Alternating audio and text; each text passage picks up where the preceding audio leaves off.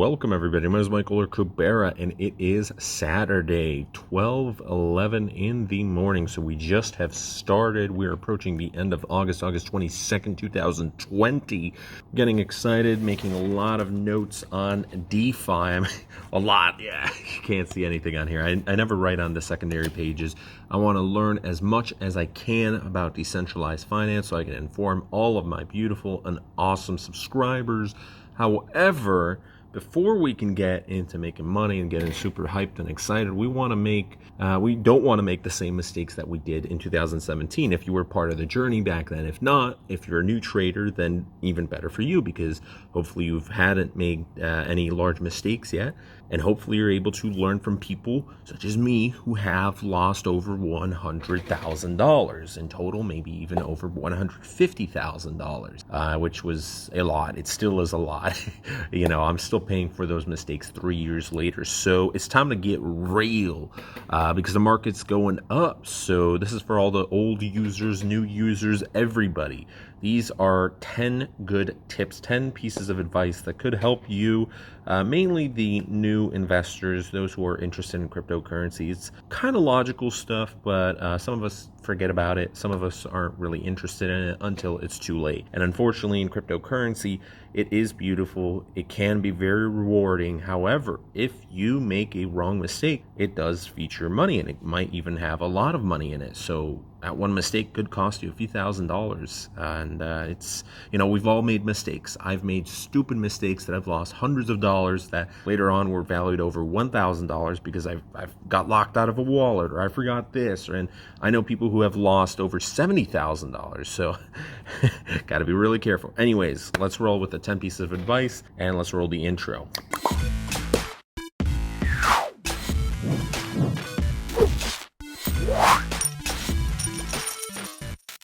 All right, so here's how you can protect yourself and your funds. First of all, get a hardware wallet. So it doesn't really matter what kind of wallet you get as long as it's cold storage, baby. A hardware wallet holds your private key within the device, and it protects it from being exposed. That is the simple explanation of what a hardware wallet is.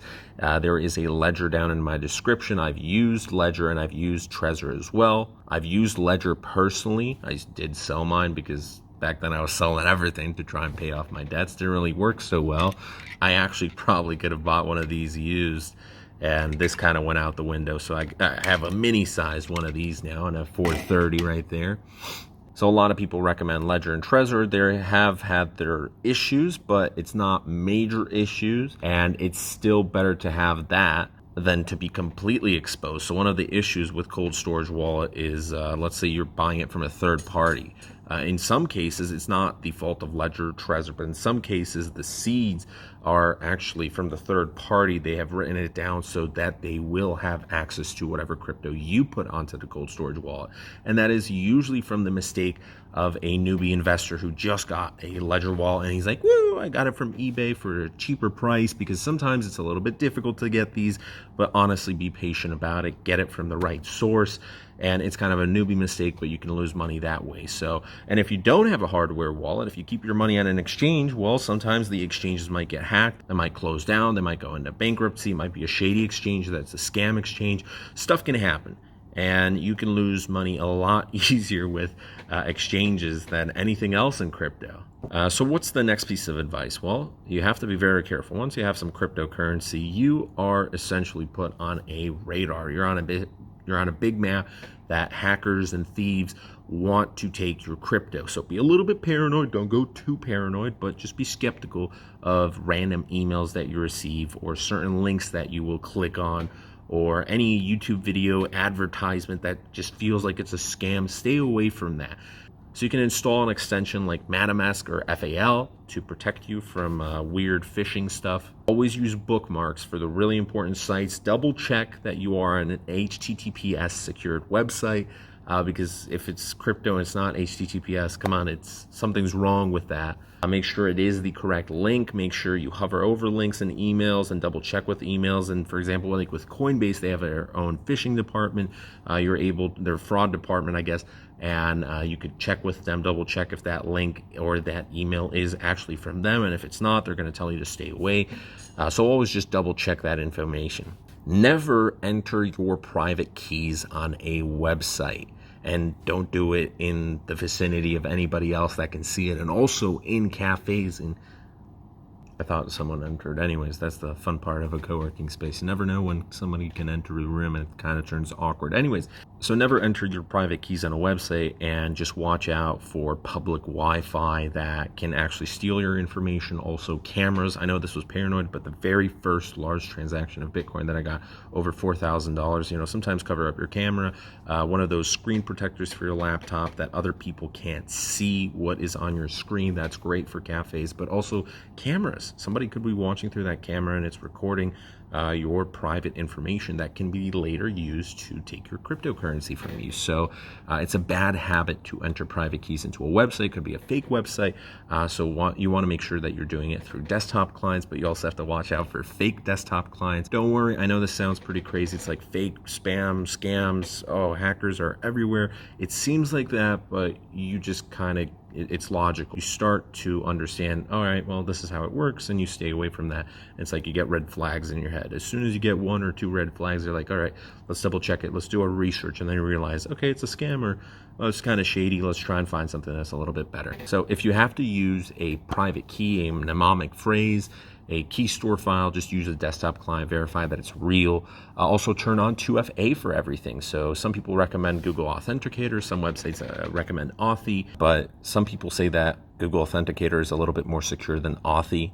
Do not use your phone number, as people can take your phone number and they can take that SMS, and I think the correct term is spoof it. So they make a clone of it, they call in, hey, listen, Verizon, hey, AT&T. This has been done before many a times, and it's been in the news where some random hacker, somebody who social engineered the person at Verizon, is like, yeah, that's me, I'm the owner, I just lost or whatever. And then they send them the SIM card, and boom, they're able to steal your information that way, because they already know the email, they already know other stuff.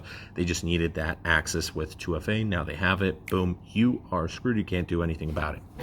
Another term for it is SIM swapping. Be mindful of where you store your keys, your information, and everything. So there's websites out there that you can pay for.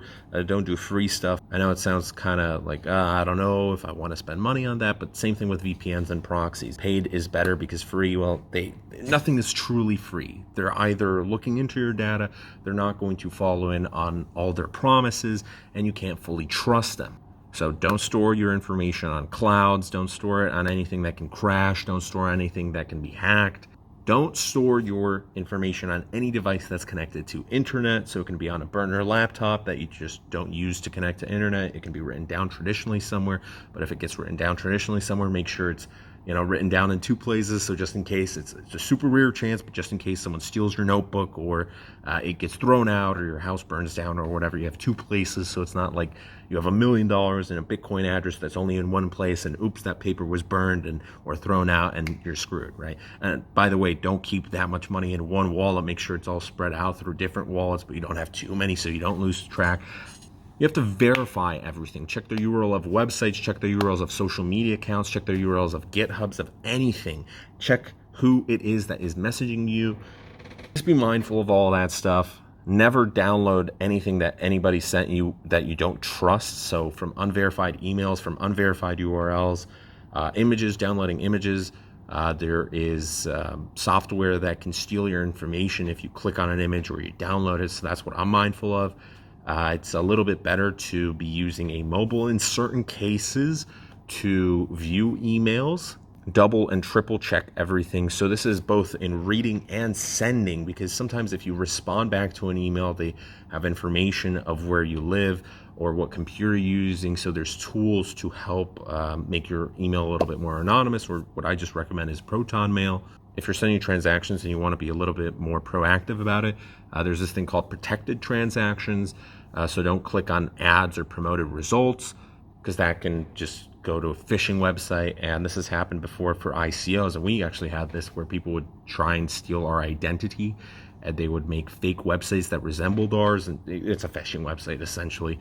And unfortunately, some people lost their Ethereum. So, by the way, nobody is giving away Ethereum. Nobody's giving away Bitcoin. All of that you see online is fake. Even if it's a billionaire they didn't become a billionaire by giving away stuff. So even if a billionaire gives away something to charity, they're doing it because there's tax incentives or because they want that cause to succeed or whatever. So there's always some other motives. Nobody's giving away anything for free. The ninth tip I can give is patience. So whenever you're going to go through with a big transaction, just wait it out a little bit. Wait 10 minutes, 15 minutes. Maybe your mind's going to go to a few places and you realize, oh, shoot, I probably shouldn't do that. Or you're like, yes, you know what? This is a great decision. Let's go forward with it.